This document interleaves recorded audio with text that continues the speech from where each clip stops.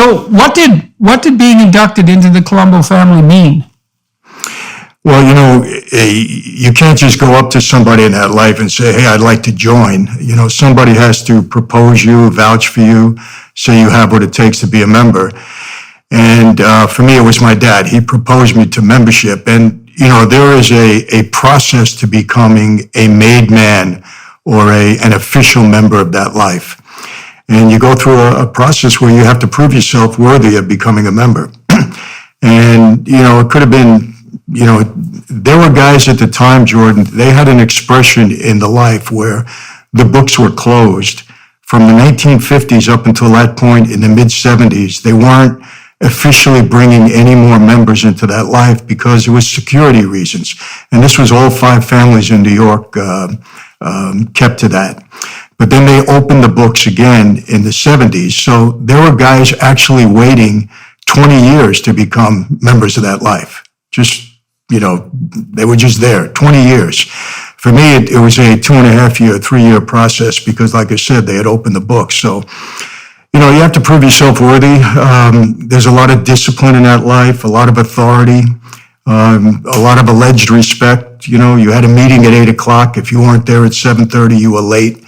It can never be late in that life, and you just had to follow the orders, whatever you were told to do. It's difficult for me to say this, but, I like to be honest about it. That life at times is violent, and if you're part of that life, you're part of the violence. And it took me 2.5 years before I proved myself worthy, and it was actually Halloween night in 1975 when I took an oath and became a sworn made member of the Colombo family. And what sort of things did you have to do? What sort of things were you called upon to do in order to be deemed worthy of membership?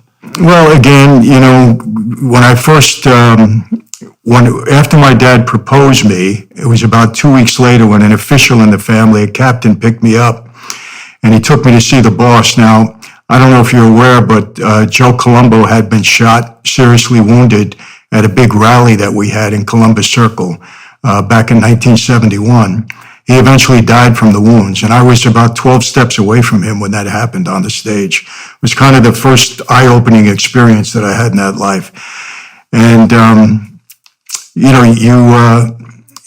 I was told straight out, they said to me, do you want to become a member of this life? And I said, yes. And they said, well, here's the deal. It was a new boss that had taken over. His name was Tom DeBella. Tom has passed on now.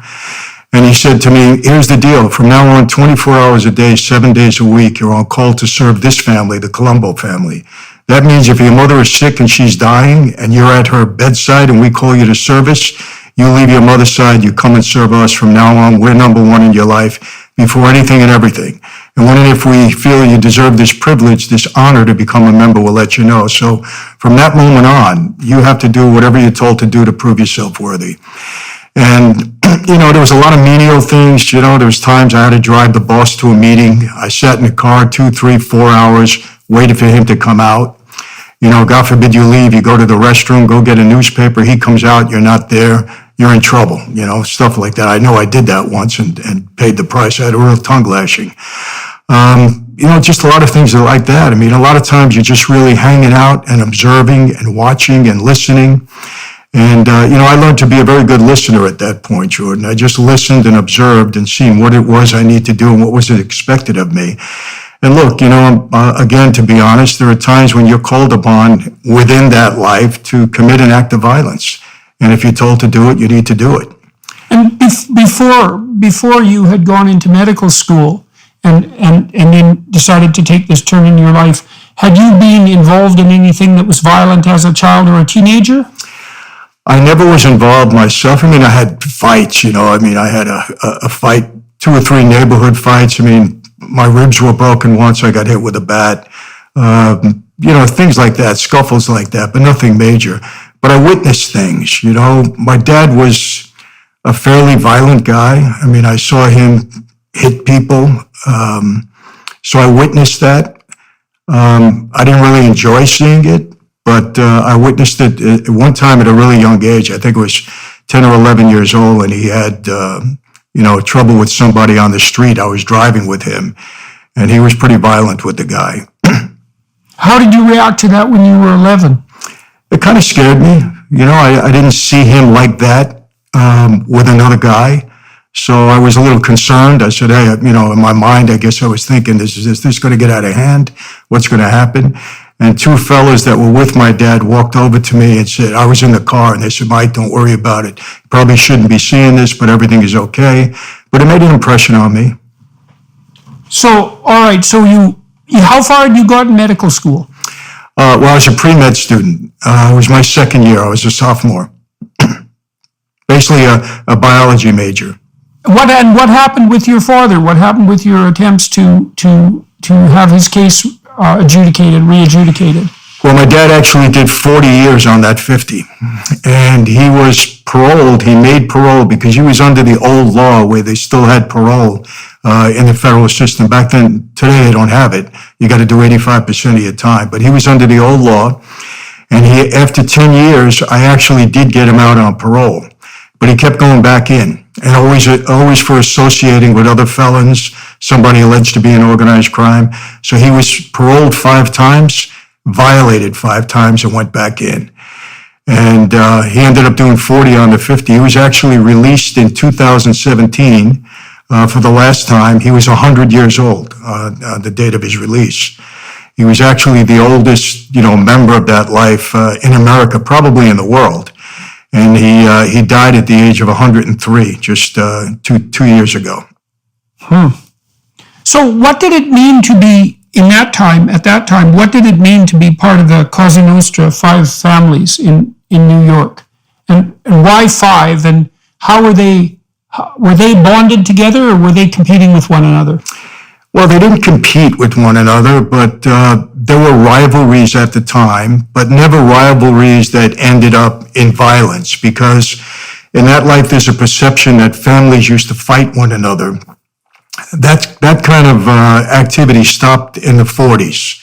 When Lucky Luciano got together and created the commission, and there was kind of a ruling body over the 5 families, the boss of each family was involved in it. They didn't fight among one another. They settled disputes amicably. Whenever there was a war in that family, it was always a civil war. It was usually for power or leadership. So, but I always say this, Jordan, I believe the golden years, if you want to call them that, of mafia in New York, and probably throughout the United States, was really from the 50s until the mid-80s. In the mid-80s, things started to fall apart when Rudy Giuliani started to really use the racketeering laws and put a lot of guys in prison, created a lot of informants, and that's when the life kind of made a drastic turn, I guess for the better for society, but for the worse for them.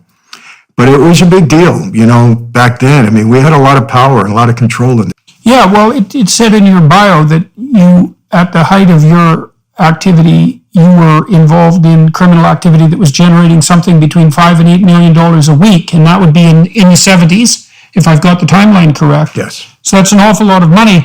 What sort of activities were you overseeing, and what did that overseeing consist of? Well, there's you kind of find your own level in that life, and I like to explain it this way. There was kind of 2 types of people in that life. You're either a racketeer or a gangster. A racketeer was a guy that knew how to use that life to benefit him in business and went out and made money, not only for himself, but for the family. And a gangster was someone that was just not capable of that. And they were kind of I guess you can call it a thug. They were the guys that did a lot of the street work. If you were a racketeer, you also had to be a gangster at certain times because you had to do that. That was something you had to do. But normally they tried to keep the guys that were earning money, earning money, because no organization survives without money. So I was fortunate. I knew how to use that life to benefit me in business. And I went on to make a very significant amount of money. What did we do? Just about everybody in that life, in that level, is into gambling. Like I had a lot of bookmakers that were under my control because bookmakers weren't really allowed to operate on the street unless they were some way affiliated with organized crime. We wouldn't let them. I put out money on the street at usurious rates. People couldn't go to a bank, so they would come to me. We did that. And I was again, I was very aggressive on the street. I worked very hard, and a lot of people would come to me with different schemes. You know, there's a misconception that guys in that life sit in their social clubs and look at the next business that they're going to attack or infiltrate or corrupt in some way. And that happens on occasion, but normally it's someone from the business that would come to us and say, hey, we have a scheme to defraud our company or our business. Can you help us? And that happened to me quite often. And the biggest thing, to answer your question that I got involved in was I was involved in a scheme to defraud the government out of tax on every gallon of gasoline. And somebody brought the germ of an idea for me, and we created that into a huge enterprise, I would say, where we were generating $8 to $10 million a week. How was that implemented, that scam on the gasoline tax front? Well, initially in New York, and I think throughout the country, the tax on every gallon was collected at the gas station. The gas station operator was obligated to pay the tax. While that was happening, we had 350 or so gas stations that we either owned or operated, and we installed people in all of them. And to make a long story short, it would take the government about 10 months before they would come down on a company that wasn't paying tax. And we had a way to manipulate them so that it took 10 months.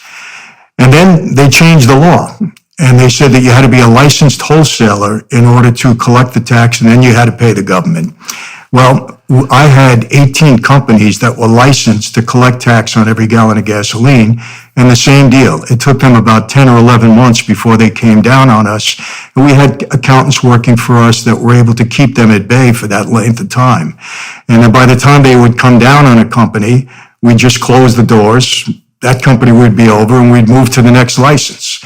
So we did that I ran this operation for almost 8 years.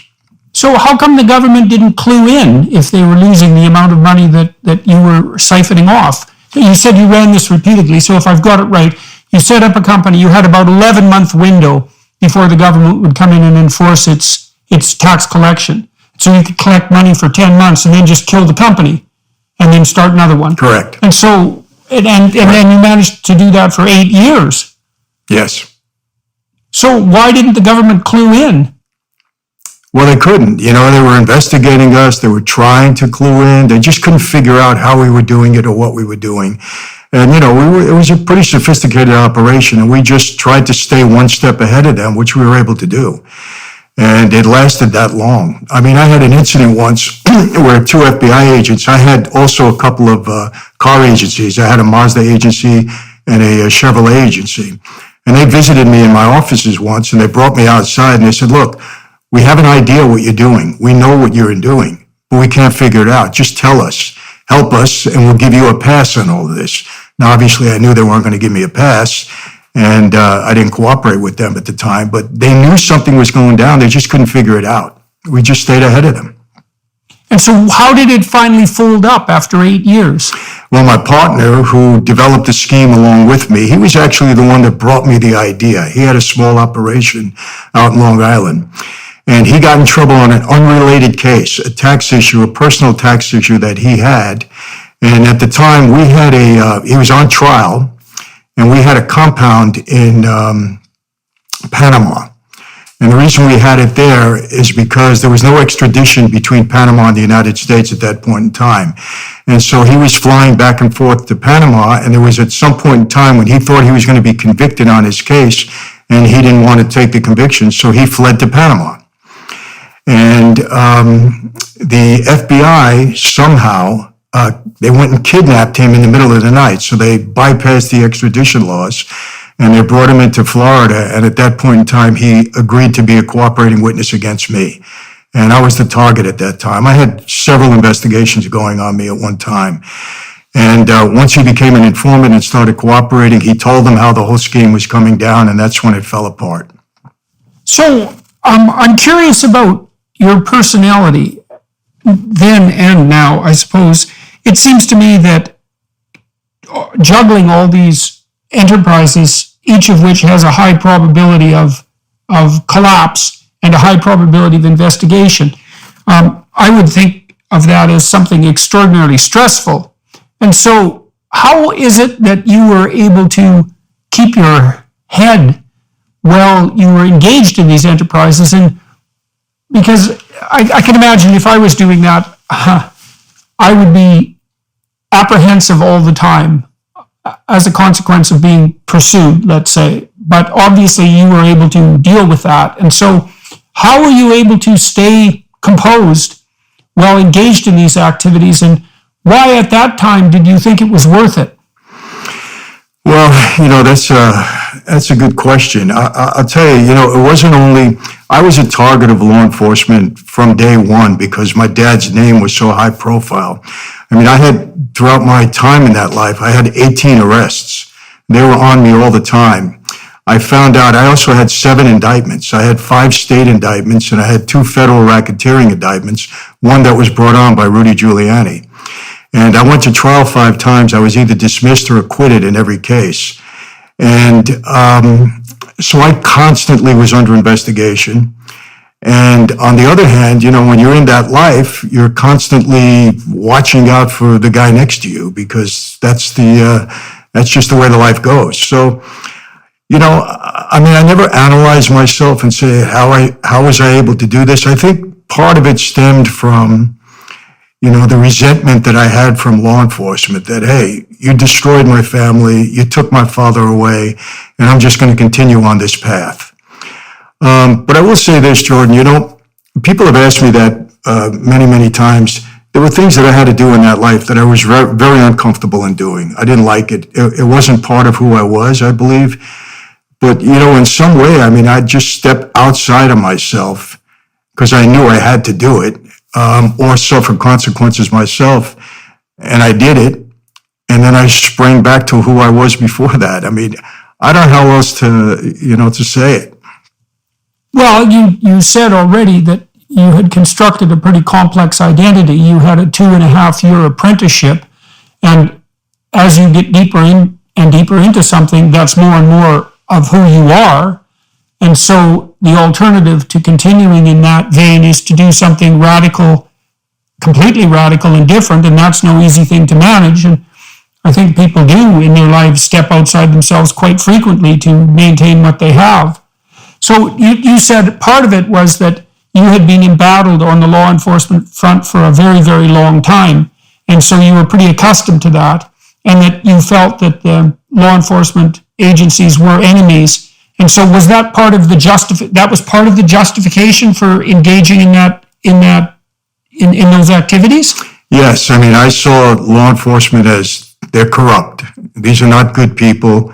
They framed my father. They put him in jail for a crime he didn't commit. It was very destructive to my family. We had I don't know any family of any member of that life, including my own, and not my wife and kids, thank God for that, but mother, father, brothers, and sisters, that hasn't been totally devastated. And I guess I blamed them in a big way early on. I wasn't blaming my father, I was blaming them. And so anytime I was able to get over them or fight with them or argue with them, I don't mean argue, verbal argue, but, I just did it. I went for it. It was very resentful on my part. I had a real resentment for that. Oh, I see. Okay. So I see. So, and so then that also meant that when you're facing prosecution by the law enforcement entities and the judiciary, you're still feeling like you're embattled and that you have a moral obligation in some sense to continue to fight despite the costs. When you look at the situation now, because you're a changed man, and we'll get into that, you talked about viewing law enforcement as an enemy, and an enemy worth continually battling against, even at personal cost, and not blaming your father. And you said you loved your father and that he was a good father to you. When you look back on it now, obviously your father, and correct me at any point if I've got this wrong, but obviously your father was engaged in widespread criminal activity. Why was that not an issue when you were young? Why do you think that his guilt on that front was more or less invisible to you? And how do you view his participation in these activities and his hand in establishing his destiny, even if he was framed on those charges. How do you view that now? Well, totally different. I've had many defining moments in my life, but when I stepped away from that life and walked away, I had a lot of trouble, Jordan. I mean, there was a contract on my life because you can't walk away from that life. And everybody thought the next step for me would be to be a cooperating witness, because that's what happens normally. People don't just walk away. So I was in prison at the time, and, we can get into that, how that happened. But the law enforcement, the FBI came into the prison and said, there's a contract on your life. You're a dead man anyway. Cooperate with us. And they said, and your father went along with the contract. We got word from our informants. Now, I understood that. I understood that because sometimes in that life, if you propose somebody and that person becomes an informant, well, you could be held responsible. In my case, probably not with my dad because of his reputation there, but it was possible. So I understood what he was doing. It hurt a little bit, but it didn't bother me that much because I understood the life well. And I said, well, these are some of the consequences I'm going to face. I don't believe my father would ever put a gun to my head, but he might have kept quiet, and just, well, hey, my son violated the rules. But it was really later on that I had a conversation with him, and this was many years later after I walked away. It was probably maybe 10 or 12 years ago, and I said to him, I visited him in prison on his last violation, and I said, Dad, our family's destroyed. I mean, my mother, 33 years without a husband. At the end of her life, she died in 2012. Her relationship with my dad can only be described as ugly because she blamed him for everything that went wrong. What went wrong? I had a sister, 27 years old, died of an overdose of drugs. My brother, 25 years a drug addict. I can't even begin to tell you what he put the family through, and me personally, trying to keep him alive on the street.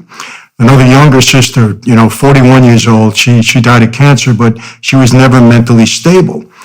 And I said, Dad, you got to claim responsibility for what you destroyed our family. Because he was asking me, you walked away. Why did you do this? And I said, because I didn't want to put my family through what we went through.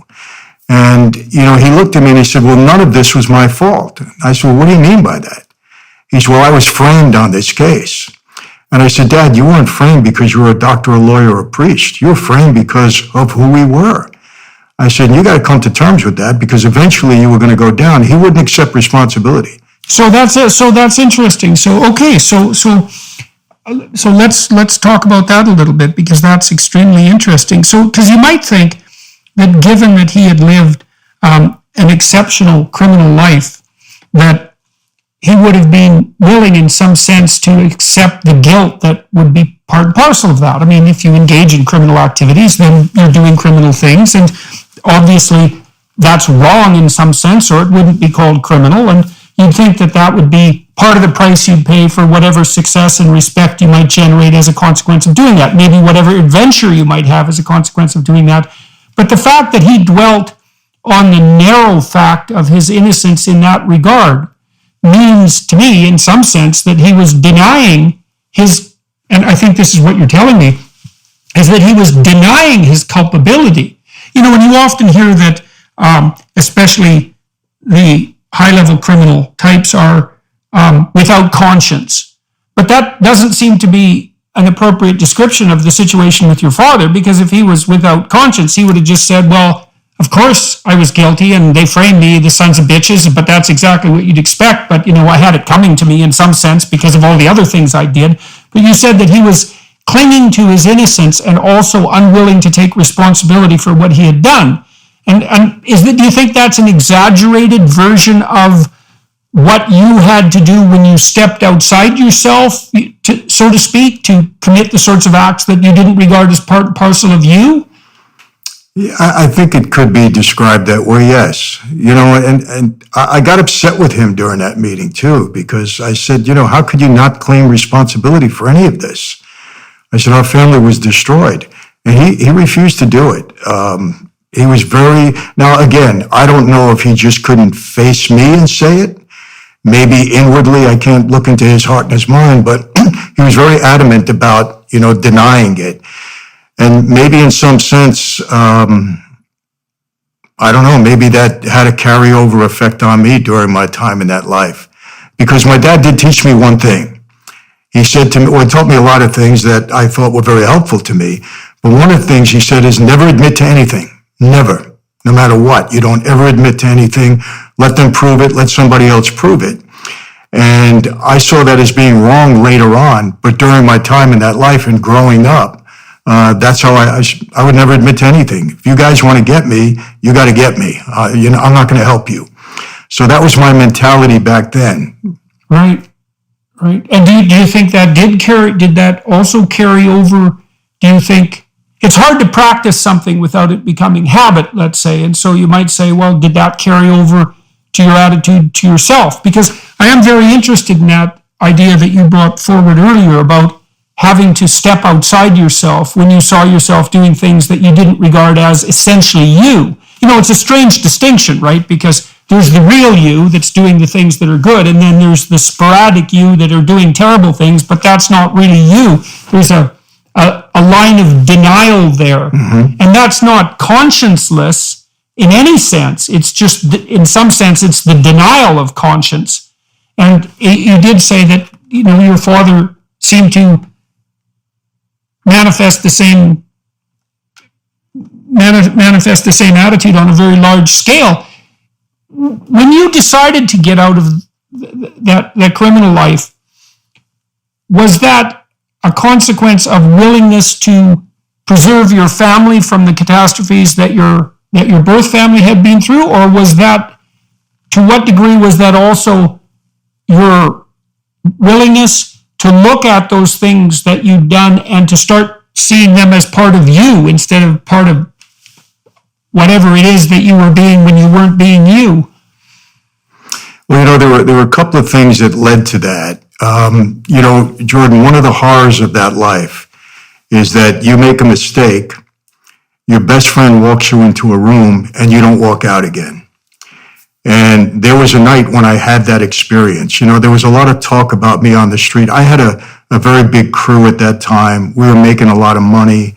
There was a publication, I think it was Newsday, that wrote a story that said I was getting powerful enough to break away from the Colombo family and start my own family. There was no truth to it. It was a fictional story, but you know how the media is. And so guys on the street start to get a little bit nervous of that, especially my boss at the time. So without going into all the details, unless you wanted me to, I was walked into a room one night, and I didn't think I was going to walk out again. And it was one of the scariest times of my life. It was not heroic that I walked in. It was more robotic. I just said, hey, if this is it. I was such a product mentally. Well, I'd like to hear the details. Tell me what happened. So you were becoming very successful, and you were a story was generated about you in the press, about your ambitions, and obviously that caused some concern. So tell me the details. Okay, well, my dad was on parole at the time, and I was a captain in the family. They had elevated me to that position. That's a powerful position, capo regime, captain. And my dad was also a captain. And I went to see him. He sent for me. I went to see him, and we were in the driveway of his house in Long Island. And he said to me, the boss wants to see us tonight. And because my dad was on parole and I had no record at the time, I drove him everywhere. I tried to shield him from people because he kept getting violated. So wherever he would travel, he would go with me. I'd keep people away from him. So I said, okay, what time do you want me to pick you up? Because we knew it had to be a covert meeting because the boss was also on parole and we couldn't all get together because there would have been a violation for the two of them. So he said, well, they want to do this differently. They want me to come in first and they want you to come in second. And I said, well, why do they want to do that? I said, no, we're not going to do that. You know the talk on the street. I said, we're not going to do that. Why would they separate us? I said, we'll go together. Long story short, it was the first time I really had an argument with my dad ever in my life because I always respected him. Even if I disagreed with him, I did it nicely. But he was very adamant, very insistent. He said, we had an order. We got to do it that way. I said, okay. So another captain in the family called me, and he said, meet me in Brooklyn on 18th Avenue. And so I drove in from Long Island. I met him, I parked my car, and I got into his car. Now, this is somebody I knew my whole life. He was another captain, equal rank with me. When I got in the car, in the passenger seat, there was somebody sitting behind me who I recognized, but I didn't know well. And I started to get a little like, what's going on here? And it was about a 15-minute drive to the house where we were meeting the boss at that time. And we had to do it covert to make sure nobody was following us. It was a summer day in August. And when we parked the car, we get out of the car, and it was about a 30-yard walk from the car down to the basement apartment where we had to go. And I get out of the car and I start to walk, and the fellow's name was Jimmy. Jimmy, I assumed, got behind me, and the other fellow got out behind him. And this was a very bad setup, Jordan. I said, something is dramatically wrong here. I said, this is wrong. And when I think of this, I'm telling you, every time I think of it, it was that intense for me. I can hear like the crickets chirping, and I see these little lightning bugs that we had at the time in New York. And as I'm walking down there, I'm saying, this is bad. I may not walk out of this room. And I started to get very nervous, scared. Started praying. I wasn't a prayerful guy at that time, but I started praying. And I knew the setup, walking down those steps, that door opens, and it might be the last thing I ever see. I don't know how I didn't faint when the door opened. But anyway, we go in. I sit with the boss. My father wasn't there. And we go back and forth. And they were grilling me over money and all this stuff. And what happened, I started to get mad. I was getting angry. And I realized you don't ever get angry with the boss. That's a bad move. And I said, look, it looks like I'm walking out of here. Let me just keep my cool, which I did. And when it was over, hey, let's have a glass of wine and everything is good and we're hugging. And, I just wanted to leave. So I told Jimmy, the fellow driving, I said, Jimmy, drive me back to my car. I got to go to Long Island. It's a long drive. So we get in the car, and I was really just I was very angry with him because this is somebody I knew all my life. And I wanted to tell him, why didn't you prepare me for this? This was serious. And he looked at me and he said, before you go any further, Michael, he said, I want to tell you this. He said, this was very serious tonight. You held yourself well in there. It could have been a problem. And when he said that to me, I got even more upset with him. I said, you're my friend. You don't let me know. You don't prepare me, give me a hint. And he said, no. And I'm sitting there, and he said something to me that really got to me. He said, if it was the other way around, would you have told me? And I thought about it for a minute, and I honestly said, no, I wouldn't have. He said, well, you know this life as well or better than anybody. You grew up in it. He said, this is the life we lead. And I was in silence for about 10 minutes. I was just thinking about all of this. And then when I went to get out of the car, he grabbed my arm and he said to me, I want to tell you something. You're not going to like this, but you can take this to the bank. He said it just like that. He said, your father was in there earlier tonight. He didn't help you one bit. He hurt you in there tonight. And I was pretty stunned. I mean, to the point where I couldn't even ask him, what do you mean? But as I was walking back to my car, Jordan, knowing my father so well, I knew what he did. He didn't help me. He said, look, if my son is stealing money or anything is going wrong, I have no idea. He handles everything. I'm on parole. I don't get involved in anything. He threw me under the bus. And I found out later on that's exactly what happened. So it made a real impression upon me. I said, man, if this life can separate father and son, after the bond that we had, both the blood oath that we took and father and son, I said, what do we really have here? And it was 2 years later that I met my current wife, which was really my motivation for walking away. But I still say to myself, I wonder, and I'm not sure. I'm saying if that incident never happened, would I ever walked away? Because my dad had a very strong hold on me, as did the life. So I don't know. I mean, I don't know if I would have ever walked away. Well, it sounds to me, given everything you've told me so far, is that the people who were involved in that life set up a morality of, it's something like a morality of patriarchal loyalty that goes above all else, is that there are like military style obedience is required, and that all morality is therefore now a consequence of abiding by the rules of the game. Mm-hmm. And that would mean You sacrifice your personal happiness, you sacrifice the stability of your family, you might even sacrifice the relationship you have with your son. But the manner in which you're moral is to abide by the code of the family. And that sounds like what's inculcated. Does that seem accurate? Absolutely. Okay, so that would also mean that when you were viewing yourself doing things that you didn't think were, say, integrally part of the real you, one of the other justifications for that is, well, that's the code that I'm bound to abide by because I've decided to enter this life and I've put my word on doing so. And so at the moment, in order to continue that and to abide by my word, I don't really have any choice. That's accurate. Yeah, one of the things that really disturbed me about my dad is that he wouldn't take any responsibility for it. None at all. And what I had said to him on a few of his violations, I said, Dad, the family's falling apart. You need to leave New York because you can't make it in New York. You need to get away from everybody and preserve the family. And he wouldn't do it because his legacy in that life meant more to him than anything else. He wanted to be known as the guy that would die with his boots on. He would never be an informant, no matter what. He stood up, with a 50-year prison sentence. That's what he wanted to take to his grave, and that's what he did. But in the meantime, the whole family was destroyed. Yeah, well, I think that part of the reason that the mafia life has such a grip on the popular imagination is because of that weird, paradoxical relationship between the strict moral code, which is admirable, like being able to abide by a moral code is disciplined and admirable, and then that juxtaposed with the criminality and the chaos that goes along with that and the family price. I mean, if you're just a run-of-the-mill idiot street shoplifting thug and, spinning off your idiot criminal enterprises, which are likely to end in catastrophe in a chaotic manner, there's nothing that interesting about your life. It's just kind of pathetic. But the thing and it usually has a pretty pathetic outcome and generally isn't very productive.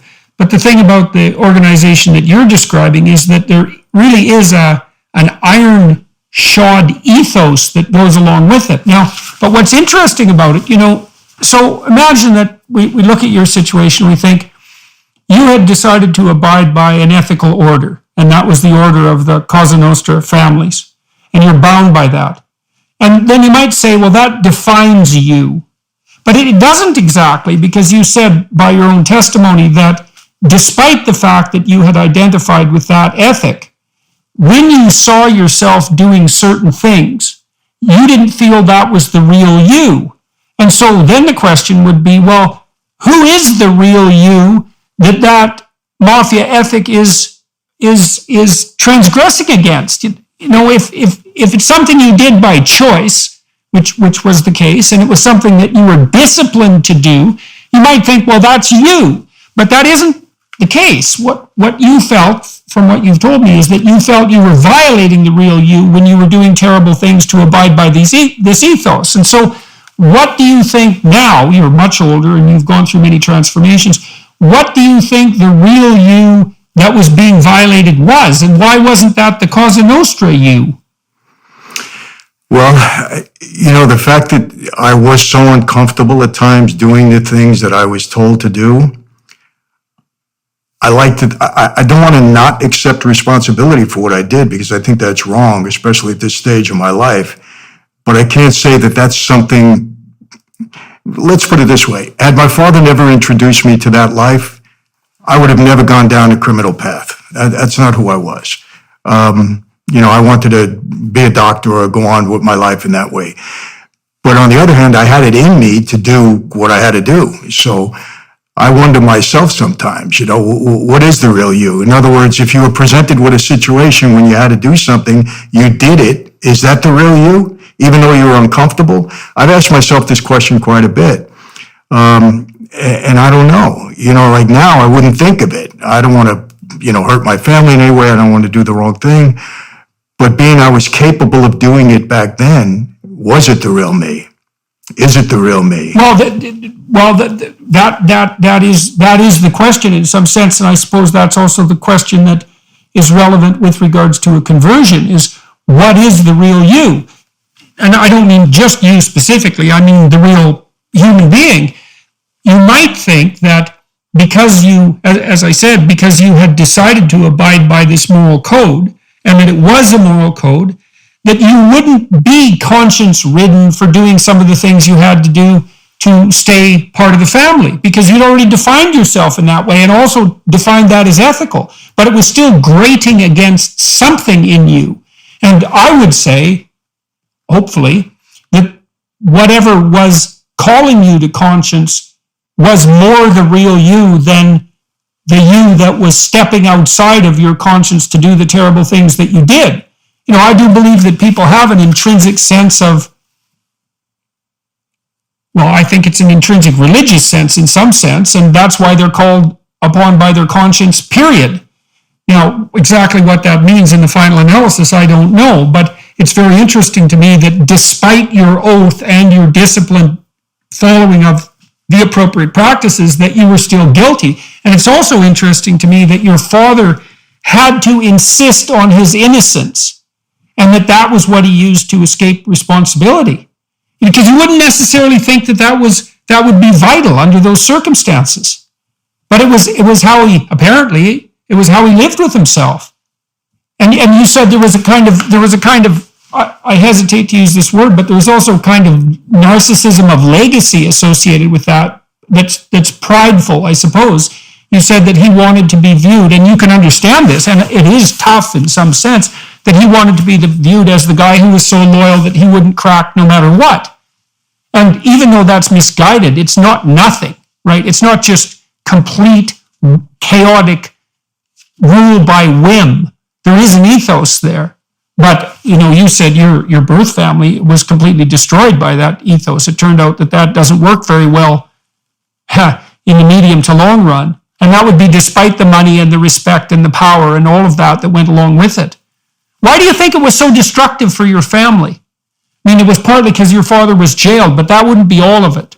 Well, a lot because my mother, you know, was a very difficult woman. She didn't, how could I put it? She was difficult with all the kids in the family. She couldn't handle motherhood alone. We needed a balance in the household. And he wasn't there to do that. When he was there was a balance. Even, you know, my brothers and sisters were younger than me. I kind of became the father figure in the house when he went away. But my mother was such a strong personality, and there was nothing to balance her out. And then I think all the kids had that same resentment for law enforcement, all of them. And so it just worked against them. And then dealing with my mother, it was so difficult. Like my brother, you know, I'll tell you what happened to another dynamic. My brother got himself in trouble because he was constantly in and out of trouble with drugs, low-level stuff. I mean, he was a drug addict, and he would do what drug addicts do. And he got himself in trouble, and he wore a wire against my dad and other people for over a year. The last violation that my dad got, and the last case that he got, my brother brought it and actually testified against him in court. He went into the witness protection program. We didn't see him. I didn't see my brother for 10 years. When my dad was on trial and I went to see the trial, I was shocked seeing my brother on the witness stand. But since then, my brother's cleaned up his act in that he's no longer a drug addict. He's been clean for a while. And I sat down with him, and some of the things that he was telling me about his feelings inside, and I believe he's being honest with me, I guess I never realized how tortured my brothers and sisters were over my dad being away, my mother being the way she was, me, you know, being not out of their life, but, you know, I got married and went to do my own thing. He just couldn't handle it. He couldn't handle it. And he had a big resentment to my father, big resentment. And that's what, he didn't think he did anything wrong. I said, you know, John, his name was John, I said, you know, Dad almost died in prison as a result of your actions, still your father. He didn't view it as anything wrong. He said, I had to do this. Well, you guys were definitely in a bind with respect to your father. I mean, so one of the questions that popped up for me is, you still speak of your father, as far as I can tell, with both love and respect. And so one of the things I'm curious about is, you know, you told me that his actions destroyed your family, You told me that he was involved in high-level criminal activity, that there's no doubt about that, and although he was framed on the charges that he went to prison with, and that he bears a tremendous amount of moral responsibility for the havoc that was wreaked in his wake, but it's clear to me that you still love him and you respect him. And so I'm curious about why you loved him and respected him first, and then, well, let's proceed from there. So what was it about the way that your father interacted with you when you were a kid and a teenager, let's say, and maybe even later, that produced this love and respect despite the other elements of his character? Well, he was always very supportive of me when I was younger. He really did want me to be a doctor. I think I was the only one in the family that ever paid attention to him in a way that he wanted me to, wanted all of his kids to, because he was married once before. He had 3 children from another marriage. So there was 7 of us all together, kind of a blended family. And I was really the only one that paid attention to him. And I did everything to try to please him when I was younger, for some reason. I wanted to please him. And I tell you this, Jordan, maybe this had a lot to, well, obviously it did. I got to go back. My dad met my mom when she was 15 years old. And he was married at the time. And the way the story goes, and this is probably going to blow your mind a little bit, my mother got pregnant at 15, and I was born when she was 16. And my father at that time, being that he was married, in that life, you weren't allowed to get a divorce. You weren't allowed. It was against the Cosa Nostra rules. So my grandparents, my mother's parents, were so upset because back then you didn't have a child out of wedlock. They forced my mother to marry someone else to say that I was his child. And so I grew up for a short time believing that my father, Sonny, was my stepfather. I believed that. He adopted me at an early age because then he left his wife, and then my mother and him got married. I think I was, 4 or 5 years old. But his first wife ran away on his kids. And so we had a blended family. And my mother was like 20 years old when his kids came into the house, and she didn't react well to that. And there was a lot of dissension in the household. And I grew up believing that my mother was kind of mean to his kids and that my father would turn on me because I wasn't his real son. But he never did. Never did. He always treated me as well or better than anybody else. And I used to get mad at my mother. I used to say, Mom, why are you doing this? He's going to turn on me one day. And she would always say, no, he won't. He won't. Don't worry about it. But I didn't understand why. It wasn't until years later, when I found out that he was my real father. And, so maybe it was me always trying to please him and him always treating me right, that I had this real love and respect for him that never went away. Yeah, well, that's very complicated. I read this book by Frank McCourt called Angela's Ashes. And Angela's Ashes is a tremendous book. And Frank McCourt is a brilliant writer. And his father was an absolutely destructive alcoholic. They grew up in Ireland, many, many kids. They grew up in poverty that was unbelievably extreme. They lived in a tenement house at one point that had 3 inches of water in it in the spring. And he had siblings who died of, I think it was tuberculosis, doesn't matter. It was an illness induced by poverty and privation. They often didn't have enough food. His father was always off drinking up every cent the family had on these alcoholic benders that went on forever, and that was their life. And, Frank was a very wise child, and he, in some ways, compartmentalized his father into 2 different persons. There was sober mourning father, who was a pretty decent guy and who actually loved him and who spoke words of encouragement. And then there was drunk and useless nighttime father, and he more or less ignored him. And what Frank did was concentrate on the positive aspect of the relationship with his father. And it's an amazing book because it's written almost entirely without resentment, as far as I could tell. And you could also tell by reading the book that Frank benefited from the positive attention of his father to the degree that he was able to garner that, even though overall what his father did was murderously destructive. in the most irresponsible possible manner. But, you said that your father, so you could imagine that the best of your father came out around you, and the best of your father was serving the best in you. He said he really did encourage you, and that does produce an intense bond, because I don't think that there is anything more important that a father can do for a child, particularly a son, although not uniquely a son, than to encourage the best in them. That's, in some sense, that's almost the definition of paternal love. So then that would put you in a terrible bind, because you have the father whose benevolent aspect is actually genuine and genuinely focused on you, and you have a real relationship.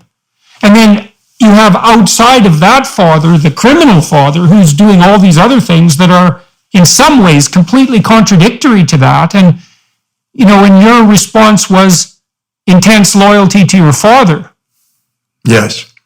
Yeah, and I guess because he never turned on me in any way, I just always appreciated that. So no matter what he did later on, it never interfered with my love for him. I might have gotten upset with him, but I couldn't not love him in any way. So, the other thing too, George, when I left that life, it was extremely difficult because I felt that I was betraying my oath. So I would go to bed at night, leaving the life, wake up, staying back in. I mean, it took me years before I finally got over it.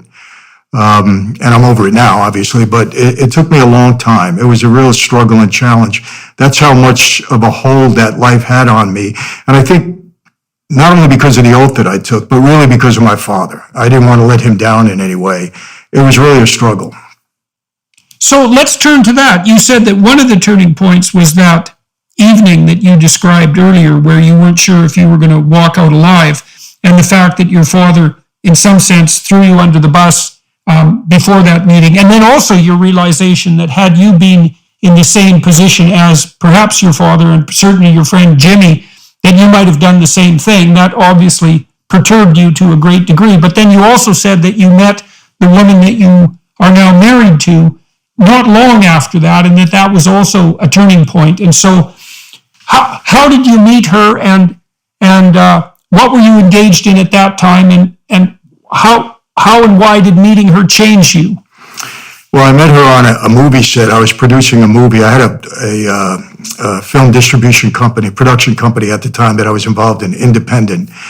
And we were filming a movie in South Florida, and she was one of the dancers. It was a dance movie. I met her on the set. She was 20 years old. And again, very long story short, I fell in love with her. Really fell in love with her, obviously, 37 years later. And I just said, she was a Christian, and her mom was a very devout Christian. And I said at the time, when I was falling in love with her, I said, my life is a direct contradiction to what these women believe. And they didn't really know anything about me. They were from Anaheim, California, and I'm from New York, so they didn't really know anything about me. But when I fell in love with her and I knew there was something happening there, I said, am I going to marry this girl and then put her through the same thing my family went through? Because Jordan, I became such a target. They were going to indict. They were going to take me down at some point in time. You only have a winning streak for so long. And I said, I got to make a choice. It's either her or that life. And I chose her. And that's when I started to try to engineer this way for me getting out of the life. And part of that was pleading to a racketeering case. The underlying act was tax fraud. And accepting a 10-year prison term and a $15 million restitution with forfeitures and all of that, marrying her, moving out to California, and trying to, preserve my life. And again, with the 10-year sentence, I was under the old law at that time, so I knew I could make parole at some point, which I did after 5 years. But that was the whole plan. She kind of became more important to me. She overtook even the love I had for my dad. Did you get married before you went to prison? Yeah, we got married in July of 85, and I went to prison in December of 85. Okay, so what was it about? Let's talk about love for a minute there, because you also said that your love for her transcended your love both for the life that you had embarked on and also transcended the love that you had for your father in some real sense. And so what do you make of that love? I mean, how old were you when you fell in love with her? I was just about 32 years old. Okay. And so what was it about the relationship you had with her and about her that had that transforming? How do you account for that transforming experience? Well, step back a little bit. I had been married once before. I married young. I married at 24. And the girl I married, who I cared for, but I don't believe I was ever in love with her. I loved her. She was a good person. She stood by my side when we were going through all of these troubles. She was very close with my mother. And that kind of, almost I had to get married in a way. But I wasn't in love with her. And so that marriage was kind of falling apart mutually. And then I meet her. We had been separated, my first wife. And then I meet her. And I just knew that she was it. That was it. It was the love of my life for some reason. It hit me in that way. And I don't know. I just said, I want to be with this woman. And, let me also be fair in saying this. I had become such a target. I had just was acquitted in a huge case. Rudy Giuliani indicted me on a big racketeering case. I was a lead defendant. I had 15 co-defendants. And at the day of my arraignment, he gave me $1 million bail at the time. He told me in the courtroom, he said, if I convict you on this case, you're going to get double what your father got. I'm going to give you 100 years, Michael. Because again, I had a 14 agency task force that was assigned to bring me down because I had beat them so many times. And after a several-month trial, I was acquitted in that case. So some of my co-defendants were convicted. They got 30 years. So I said, he would have given me at least 50. I said, there's no way that I'm going to beat this forever. So I started seeing a lot of things going wrong with the life. The racketeering laws were becoming very successful. A lot of guys were becoming informants. And I think there was two parts to it. I fell in love with her, and she was the catalyst that said, okay, now's the time to make a move. I don't know if I would have made it if I wasn't with her. She was definitely the motivation. But so it was all these things kind of happening at one time in my head, and bingo, I meet her at that time. And I said, this has got to be my exit strategy. I got to get out of the life. I want to be with this woman. I don't want to go into the witness protection program. I don't want to cooperate. I don't want to hurt anybody. And that was a real dance. That was very, very difficult. Okay, so let me ask you for your thoughts on this. So you talked about the two different elements of you emerging when you were called upon to do things that you didn't think were central to your nature, let's say. And then there's the part of you that did do those things. Which of those two parts fell in love with her? Hopefully the better part. This is what I'm curious about, because obviously she was attracted to you as well, which is a mystery in some sense, right? Because you would think that given your description of her and her straight life and her Christian origins, that you would be a dicey bet, to say the least. And so what do you think she saw in you that made her fall in love with you? Was she looking accurately at the positive part of your character, do you think? I do, because I've been a good husband with her. I mean, she's the most important person in my life. I always put her on a pedestal in many ways and always treated her well. I was very appreciative. She waited for me all that time, because I ended up doing 8 years in prison, and she waited for me all that time. So I like to think that that's the real part of me that she fell in love with. But the fact that you're capable of doing other things, I was conflicted with myself as well. Who is the real you? I mean, yeah, you were uncomfortable doing these things, but you did them anyway. So, that's still part of who you are anyway. So I don't know. It's hard to say, but one thing that really motivated her too, her mother was a very, very devout Christian, wonderful woman. She's passed on now, but she took a real liking to me. And she prayed for me every day, every single day. And she was very supportive of me. When I went into prison, she held her daughter up. She really did, as well as the church that we were involved in. And she said, this is the choice that you made with this fellow. You're going to wait for him because that's the right thing to do. And so her family became very supportive of me also. And all of those elements combined, I think, were very helpful in maintaining the marriage, because very difficult. I had a difficult prison time because the government was very upset with me. They were trying to get me to cooperate. They shipped me to different prisons around the country. I actually spent 29 months and 7 days in solitary. It was a 6x8 cell, 24/7, and that's very destructive, Jordan. I don't agree with that, especially for young people. It's very hard to get through that. And I saw a lot of guys that it destroyed them, totally destroyed them. But she waited on all of this. How did you get through? Okay, so we have two mysteries there now on the table. One is why this family decided to support you. Obviously, that did provide you with a bridge out of your previous life. So that's one mystery. What in the world did they see in you, and why were they willing to stake their 8 years of their daughter's life on that? And then the second mystery is, how in the world did you survive with your sanity intact through that period of solitary confinement? So let's start with the first one. Her mother really liked you. Now, why in the world was that, do you suppose? Because you'd think, in some sense, that her attitude would have been, oh my God, get my daughter away from this guy as fast as possible, given, our Christian background and his behavior. So what in the world went on there? Well, I think it goes to the type of woman she was. I had a conversation with her one day, and I told her name was Irma.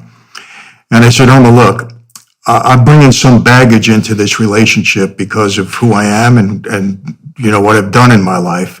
I said, but I love your daughter, and I promise you I'll never hurt her. And I said, I love her very much. And I said, I'm going to do everything to help her. I said, when I go to prison, I said, I'll make sure that she's comfortable. One of the reasons why I took a plea was so that I can maintain my wife's lifestyle. When I say lifestyle, she wouldn't have to go to work. She wouldn't have to do anything. So it was part of the negotiation where I'd maintain the house and money and all of that, even though I paid a big fine and restitution. So I said, she's going to be comfortable while I'm away. I said, and I'll never hurt her. And from that moment on, she became my biggest supporter. She believed in me. And because of her Christian faith, she was very prayerful in that. And she said, told her daughter, this man loves you, and if this is the choice you're making, then you have to stick with it.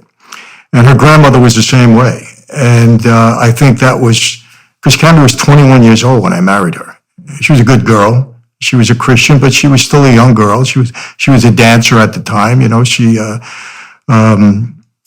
so I think that had a lot to do with it. And even when I was in prison, I tried to maintain, one of the things that really, really scared me in prison, it wasn't the prison experience, but when my dad went to prison back in his day, he was allowed one visit a month and 1 3-minute phone call. As a result of that, he wasn't, he just became so separated from the family. My brother had cancer in his leg. We never turned to my father. Everything that went wrong in the house, we didn't turn to my dad because he wasn't there. We couldn't even discuss it with him. So he had no input. And him and my mother grew apart. That's when the kids started to grow apart from him. I maintained a relationship because I'd go and visit him every month. And so I was afraid of that. I said, I don't want that to happen with me and my wife. So fortunately, the laws changed. You were allowed to get on the phone. When I made my deal, to take a plea, part of the negotiation was they'd send me to prison out in California, so I'd get visiting. So I'd maintain that relationship with my family. All I cared about in prison was maintaining a relationship with her. I was able to do that. So, I took care of her in that regard. Her mother just believed in me. And her father was kind of he was an alcoholic. He had some petty little stuff on the street. So he liked me a lot, in that regard. I think maybe he looked at me, wow, this is big time for him. I don't know. But, that's what held it together. And then, she's a genuine person of faith. She's very sincere in her faith, as was her mother. So, and then let's look at the experience in prison. So you were in solitary, you said, for 29 months. Yes. Okay, so how in the world did you get through that? And what did it do to you? And was there any utility in it? Or was it just torture? Well, emotionally and mentally, it's torturous. When you look back on being in solitary 29 days, I can't differentiate one day from another. I can't differentiate 1 hour from another. If I think back and I don't know, it was one long day. That was it. And for me at the time, I dove into my Bible. This is when my faith-based transformation took place in solitary. Dove into my Bible. I had my wife send me in several books on all faiths, and I started to study all different faiths. And it sustained me in a big way. I had a Sony Walkman. I was listening to a lot of the pastors that were interpreting scripture. I was trying to make sense of it, Jordan, because, evidence has always played a major role in my life, because I was either fighting my dad's case, my cases. It was all about evidence for me. So I like to see proof when I'm buying into something.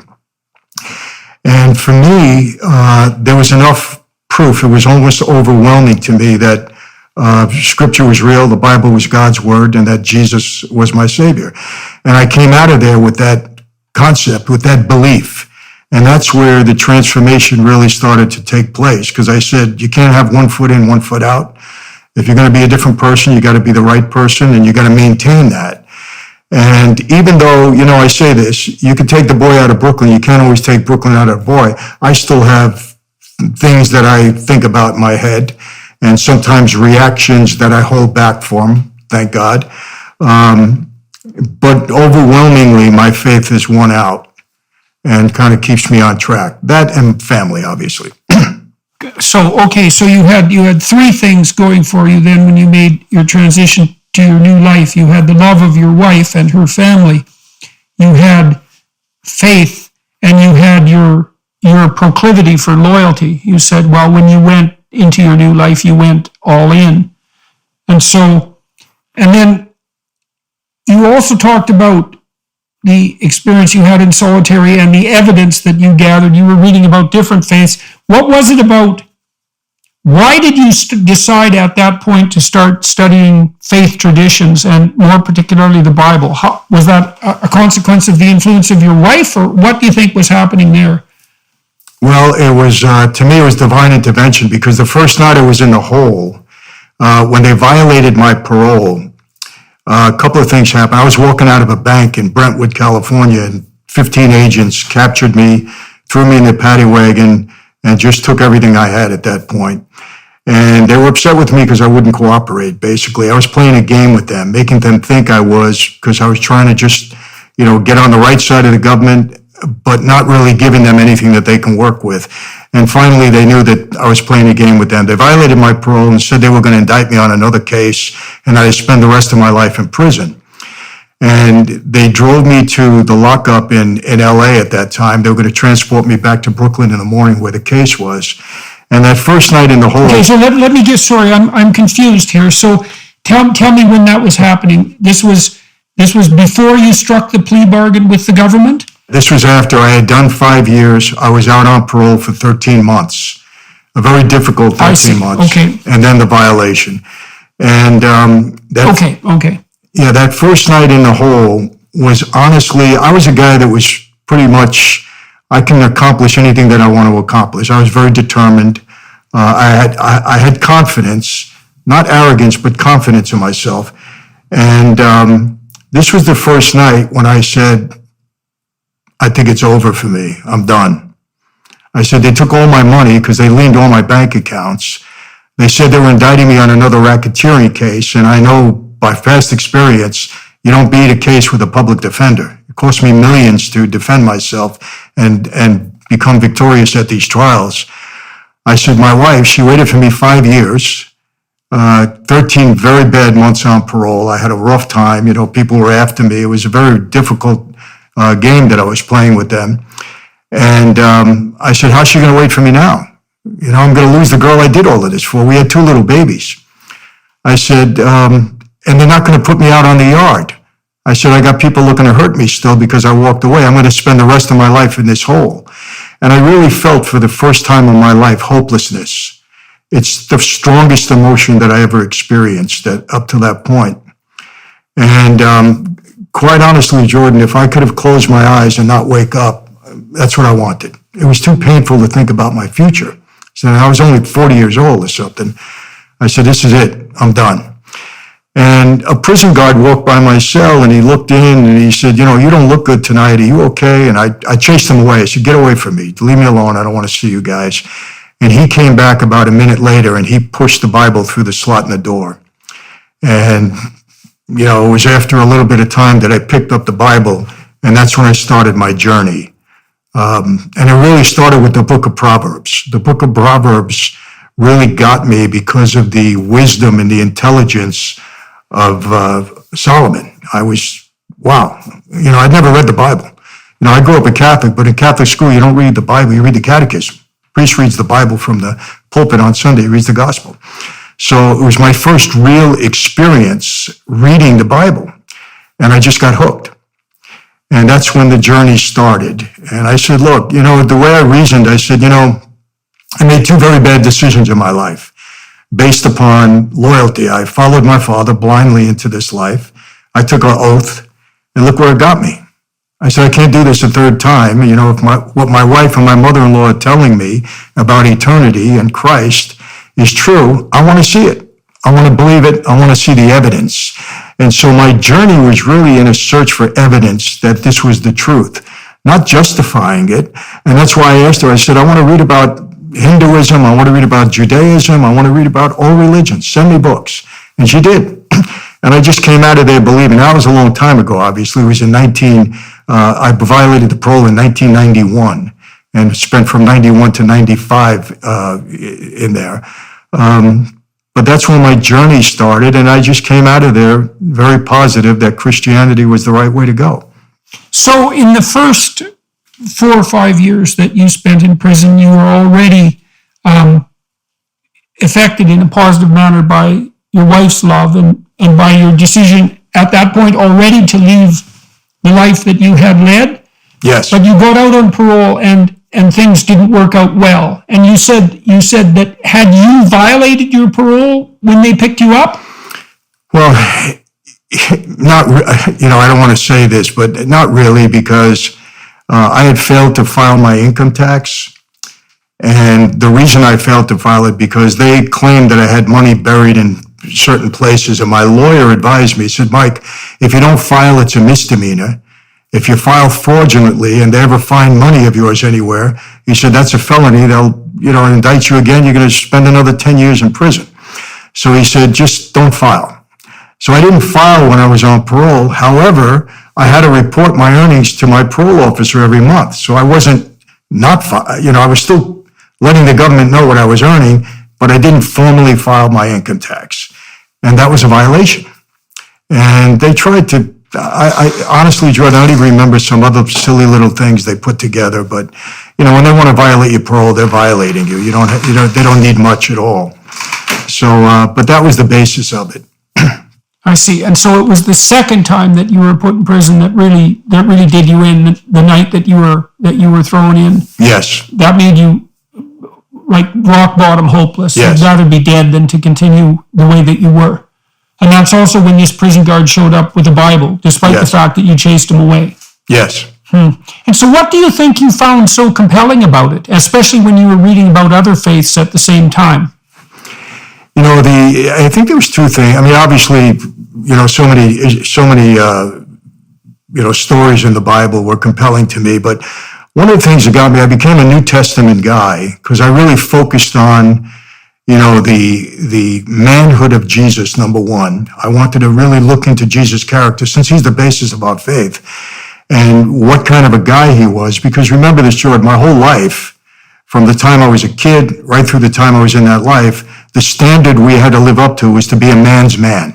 That's it. You had to have integrity, you had to be strong, you had to be courageous and tough and treat women the right way. It was always that.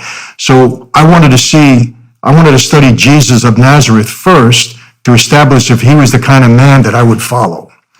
And he obviously came through with flying colors for me with that.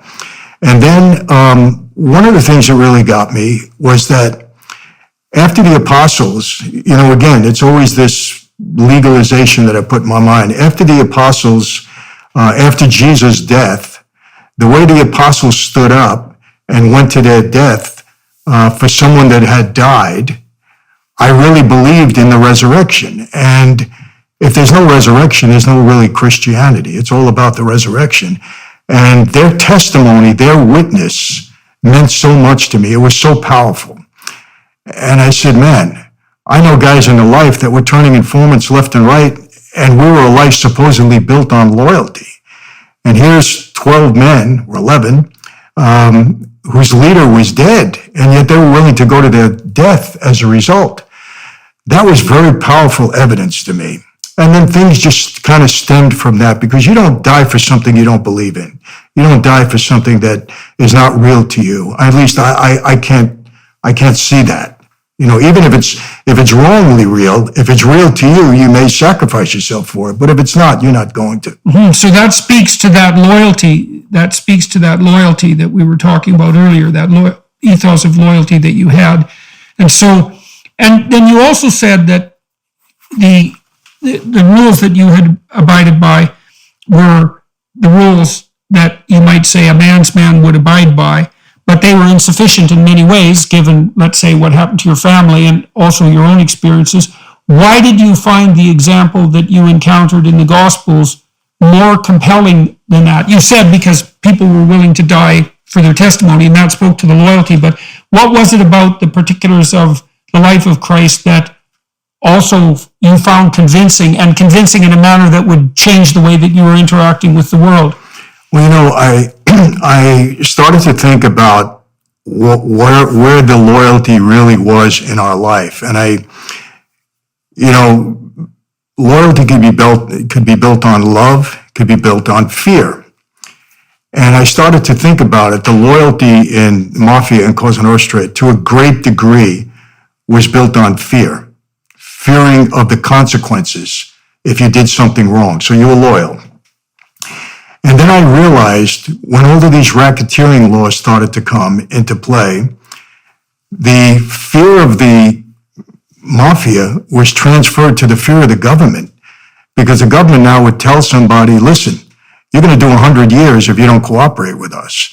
And all of a sudden, the fear was transmitted to that. And so I said to myself, you know what? Real loyalty is based upon love. It's not fear. And because if you love somebody, you'll go to your death for them. I mean, I know I would for my kids, my wife, and you also said that the loyalty that you had to your father was basically based on love and not fear. It was based upon love. I didn't fear my dad in any way. And like I said, I mean, I would have walked into a room with him even after they told me, he went along with the contract, because I don't believe he would have ever done that. And if he did, well, it would have been my tough luck. But it was always love with my dad. But and I just saw the way Jesus expressed himself to his followers. And, no greater love than for someone to give their life for the people that they love. And I just saw that as very powerful. Now, before that, without getting into all the detail, I had to first establish that Scripture was real. What I'm reading is real. It's not a novel or a fairy tale or fake or any way. And, I put that together methodically in my head at that time that, no, this is real. This is trustworthy. I can trust the Bible. The evidence is pretty clear. And so it's almost like I went to trial. I took the Bible on trial during that time. I had nothing but time on my hands, Jordan. So, I often wonder if I didn't get in the hole during that time, if I ever would have strongly become a Christian, because I think I needed that time totally to myself, with no distractions whatsoever, other than, worrying about my family on the outside, in order to really convince myself through this search that it was real. In the past 25 years, it's only become more real to me, not only in my life, but in the life that I've seen, in others that God has done. So, I tell people, this is not based upon some whim or some fairy tale, or, hey, it's it feels good to go to church and hear the message and see get involved in the worship music. For me, it's pretty real. Not saying that I'm perfect in any way, because you still have sinful tendencies, no doubt, but you get better. You have to be better. If you're not better, then something's wrong. Then it's not real. So how did you start to change during the second prison term as a consequence of this unfolding decision? What did you stop doing and what did you start doing? And how did that change life for you in prison? Well, again, in the hole, there's not much you can do. You're just there 24/7. But, something happened during that time, Jordan. This hatred that I had for law enforcement. There was a case going on in Chicago, and they wanted me to testify in that case. As a matter of fact, they said they were going to indict me. Probably something they couldn't have indicted me. It was somebody that I knew. And I'll tell you what happened. They came and picked me up in the middle of the night. And one FBI agent came and was bringing me to Chicago to talk with the U.S. attorney. And it was me and him. I was handcuffed. We were on a flight. And we get to the airport in Chicago, and I hardly even spoke to this guy. I didn't want to talk to him. And we get to the airport, and he says to me, "Wait here." He took the handcuffs off me. He said, "I'm going to get my car." I said, "What?" I said, "I'm a federal inmate." I said, "He's leaving me in the airport all alone?" Now I'm wondering if this is a setup. I'm saying, what's going on here? I'm starting to get a little nervous, And he doesn't come back for about 20 minutes. And I'm in the airport by myself. I'm looking around. I'm saying, something's going on here. This guy, first of all, he'd lose his job if I ran away. He'd be in a lot of trouble. He just left me there. And then he comes back, and I get in the car with him, and I'm driving with him, and I told him, his name was George. I said, "Pull over." He says, "What?" I said, "Pull over right now." And he said, "What's wrong?" I said, "No, what's wrong with you? What's going on here?" I said, "You leave me in the airport?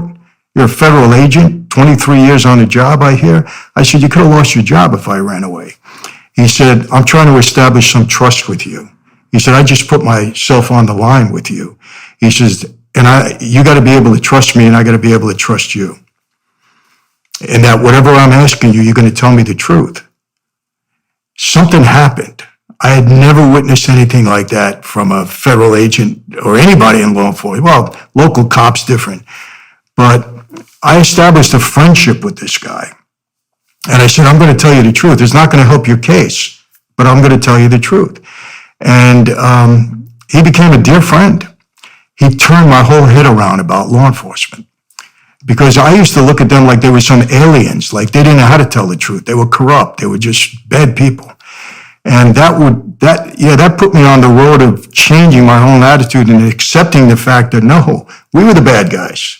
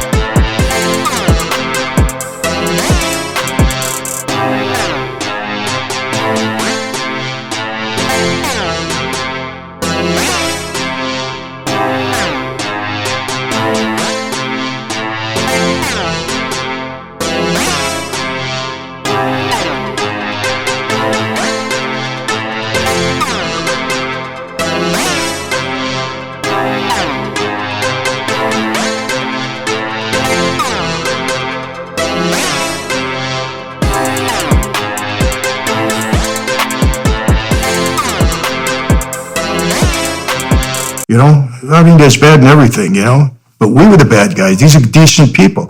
And since then, I've met so many. I have so many friends in law enforcement now. Yeah, well, it's a rough thing when you put the locale of evil somewhere that's convenient. It should be somewhere inconvenient, right? It should be in the middle of your heart. But if you see it in other people, then as soon as you see it as essentially in other people, then you're justified in taking whatever stance you want against those other people. Mm-hmm. And then you have no responsibility except to take that stance. Yeah. And that's pretty convenient for you, right? Because it's not your moral problem then, it's them. Right. They're bad. They're the ones who are bad. Right. And now even on, social media, I have a big platform also. People, if I'll say something about my dad, they'll come out and say, "Well, why do you defend your dad? He was a murderer and he was this and that and that." And I don't even get offended by that anymore, because I understand that's the way people should normally think. because that's the life that my dad was part of. That's the life that I was part of. At one time it would have been terribly offensive to me, but now I get it. I understand that's the right way to think in many ways. So, I think this had to be a whole change of mindset that occurred in me over a period of time, just from meeting different people, studying my faith. I met so many genuine people. One of the pastors of my church, the guy that married us, who was Dr. Myron Taylor, he's passed on now. But when I was in prison in the hole, he was sending me books, and then he'd send me money for commissary. And I told my wife one day, I said, why is he doing this? I don't know him well. He doesn't have to send me money. I don't feel right. And she told me, she said, listen, he loves the Lord, in turn he loves you. Just don't worry about it. Buy some soup and commissary. So, and he was such a genuine person. Genuine. He wasn't looking for anything, he wanted anything. He was just a real person, and he was true about his faith. He didn't hit me over the head with it or anything like that, but I just started to meet people that started to turn my head around and break this other mentality that I had. It took time. Yeah, well, it's a 180 shift, and with shifts like that, there's often plenty of backsliding. I mean, you don't develop a whole new you overnight. It takes a lot of discipline. It takes as much discipline to become good as it took to become bad to begin with, I would think, or perhaps more. So what have you done since this transformation that you think has been good? And do you feel that you have in some reasonable measure atoned for your past? Well, it's very interesting that you say that. I don't believe that we can ever make up for our past. What's done is done. And that's one of the things that really attracted me to the Christian faith. How do you make up for some things that you've done in your life? They're already done. They're done, especially in that life. But based upon Christianity, if you're sincerely sorry for your sins and accept Christ, well, then your sins are forgiven. So do I believe my sins are forgiven? Absolutely. I 100% believe that, because that's the basis of our faith. If I didn't believe that, there's nothing to believe in. And what happened, Jordan, when I was coming out of prison that last time, they finally let me out of the hole for a few months that I had left for my time. Well, the FBI came to me and they said, we need a favor from you. We want you to participate in a video that all the pro leagues are getting involved in about the dangers of gambling to their athletes. Very long story short, I participated in that video inside the prison and said, this is how we set up the athletes. This is exactly how we did it, and this is what they should watch and be careful of. Well, when I got out, the leagues came to me directly, and to make a very long story short, I started speaking to all the ball players back in 1996 when I got out of prison about the dangers of gambling, the relationships that they keep. That led to me speaking in churches, giving my testimony, and that's been going on since 1996. I've been all over the world in all different forums. I've spoken at over 1,600 churches and ministries throughout my time. So I think that was God's plan and purpose for me. And I totally believe that, what the enemy meant for bad, God will turn around and use for good in our life if we allow him to. So I think the platform that I went into was used because people are so intrigued with the mob life everywhere you go. I mean, I found out, in China, the biggest movie ever in China was The Godfather. I've experienced that in Singapore, Australia, you name it. I just did a 16-city tour in the United Kingdom, and you would have thought I was a rock star. I couldn't believe it. Yeah, well, I think it does have something to do with that strict sort of hyper-masculine ethos that's, we live in pretty chaotic times morally, and any example that constitutes abiding by a strict code is therefore extremely attractive at an unconscious level. I think one of the things that's so interesting about your story is that you abided by that ethos. You saw that despite the fact that it was strict and had a certain degree of admirable loyalty, let's say, associated with it, and a willingness to make sacrifice, that all things considered, it was still extremely destructive and counterproductive, especially at the familial level, but also socially, more broadly. And then you found a path that you regarded as equally admirable, or with regard to loyalty and the willingness to make sacrifices, but also had additional components that your previous lifestyle didn't have at all. And so that's resulted in this transformation. And so it's a story that's remarkable in two fronts. One is, well, you were an exemplar of this first ethos that has this unconscious attractiveness associated with it. And second, you found that wasn't good enough, and you needed something, and found something that served you and everyone else better. So makes quite a compelling story, and it's a hard one to deny, especially when you've been that far out on the criminal front and then flipped around 180 degrees, and also how painful that was to actually manage. So yeah, let me ask you this. I have said this many times. I don't think that everything that's illegal is not necessarily immoral. And I've said it from, the stage in church. I said, I have no moral issue whatsoever with stealing tax money from the government. I'm being honest. I would not lose a night's sleep in doing it. I won't do it because I'm accountable now to God and to my family. I don't want to put them in trouble. I don't want to make mistakes like that. People rely on me for a lot of things. But morally, I don't have a problem with it. And I'm being honest. And I often wonder myself, I say, well, why don't you have a problem with it? It's illegal. You're not supposed to be doing it. You're supposed to abide by the law. And like I said, I won't do it. But I don't have a moral issue with it. So I don't know where that puts me at times. Is that still the old me, or is that justified? Because I believe the government is corrupt. I read about it every day. I just wrote a book, Mafia Democracy, about the government. Yeah, well, maybe you can't fight corruption with corruption. Maybe that just doesn't work. Even if your fundamental point is accurate, and maybe that's part of the ethos of turning the other cheek, which is a very complicated thing to think through, right? Because it can look like weakness, that's for sure. And I think often when people do it, it is weakness. It's not out of moral virtue, but it can be. I think if you turn the other cheek and you don't have to, well, then maybe that's something that's ethical. And I do think it's a dicey thing to fight corruption with corruption. And maybe that was part of the problem with you regarding the police as enemies, and then being willing to engage in criminal enterprise in some sense for revenge, is that even though to whatever degree your supposition was correct, the manner in which you chose to fight wasn't productive. It was just going to make the problem worse. Yeah, that makes a lot of sense. Another thing, I have this issue with my wife. Maybe you can help me there too. My father always taught me, he said, Michael, don't ever lie to hurt somebody. But if you have to lie to help somebody, that's okay. And I've lived by that code throughout my life. I'm not going to lie to hurt somebody, but I'll definitely lie to defend somebody and help somebody. And my wife said, a lie is a lie.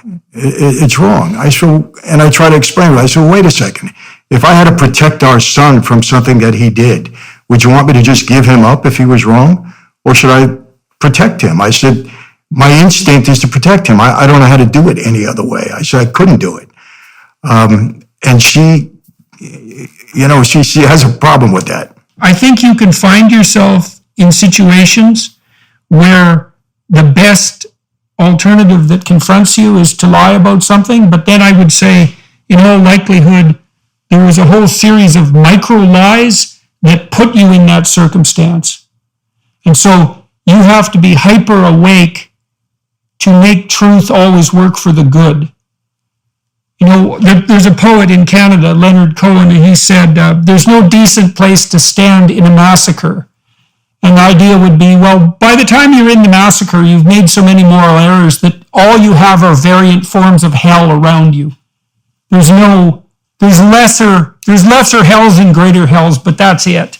And I think very often when people are called upon to lie in the service of something positive, they've already compromised themselves so badly in 50 ways that that's the best alternative that lays open to them. I think your wife is fundamentally right. I also think, though, that sometimes it's your best bet. There's a classic example. Let's say if you were in Nazi Germany and you had Jews hiding up in your attic, and the Nazis came to the door and they said, do you have any unwarranted people living in your household, unauthorized people. Well, if you weren't going to lie, you'd say yes, and then those people would die. But then I would say, well, 10 years ago, you should have said something about the Nazis when they were first starting to gain power, and you didn't. And now you're in this hellish situation where you have to lie for the good, and that means that you have already put yourself in a place that's not tenable. And so that's how it looks to me. Interesting. That makes sense. Yeah, well, it's a hard thing to make sure that you're stepping on firm ground with every word all the time. That's a very rough challenge, but I do think that's what living in truth fundamentally means. It's a call to being awake non-stop, and that may mean if you're not awake enough, you may find yourself in a position where the best you have is a white lie. People have asked me these sorts of things trivially, like if your wife comes to you and she's bought a new outfit, she says, well, how does this look? Your best bet is to say, well, it looks great, dear. And I would say that's not really your best bet, because it's better if she can rely on your word. And maybe the right answer in that situation is, don't ask me questions that you don't want an answer to. Right? It's, what I mean is that there, if you step carefully enough, sometimes even in awkward situations, and I know that's a relatively trivial example, you can find a way of telling the truth that serves the good and doesn't betray someone that's still true. You have to wrestle with yourself to make that happen, but you can make it happen almost always. Understood. So, yeah. Well, look, we're running out of time on this front. I want to talk to you for another half an hour behind the Daily Wire Plus platform. As most of you who are watching and listening now know, I do an extra half an hour interview with all my guests to walk through some more of the details of their life, and to find out, I suppose, what success looks like. And so that's what we'll be delving into